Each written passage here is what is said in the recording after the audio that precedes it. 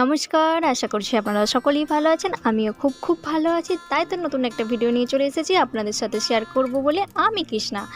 আমার আপনার সকলের প্রিয় জায়গা গনগনি, গড়বেতার গনগনি। কে কে গেছেন এখন পর্যন্ত কমেন্ট বক্সে কমেন্ট করে জানাবেন। দেখুন আকাশের কি সুন্দর দৃশ্য আর কি সুন্দর প্রাকৃতিক সৌন্দর্য। দেখুন সবুজ গাছপালা, তার লাল মাটির পাহাড়, দেখতে ভারী সুন্দর লাগছে, তাই না? দেখে মনে হচ্ছে যেন মেঘের কোলে আছে পাহাড়, আর পাহাড়ের ঠিক কোলে আছে শিলাবতী নদী। এখানে এলে সকলের মন ভালো হয়ে যাবে। যার যতই মন খারাপ হোক না কেন, এই প্রাকৃতিক সৌন্দর্যের কাছে সকলের মন ভালো হয়ে যাবে। ভারী বৃষ্টি হওয়ার কারণে ভেবেছিলাম আর হয়তো আমাদের যাওয়া হবে না, কিন্তু না, দেখলাম ওয়েদারটা এতই ভালো করেছে যে প্রাকৃতিক সৌন্দর্যটা আরও ভালো যেন ফুটে উঠেছে, তাই না? তো চলুন এরপর আপনাদেরকে এই সাইডে দেখাবো শিলাবতী নদীটা।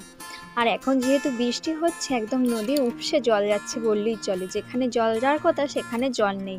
যেহেতু আমি দূর থেকে দেখাবো তবুও আপনারা নিশ্চয়ই দেখতে পাবেন। এই দেখুন আকাশটা এইদিকে দেখছেন, ওহ কি সুন্দর নীল আর সাদাই, ভারী অপূর্ব দৃশ্য, তাই না?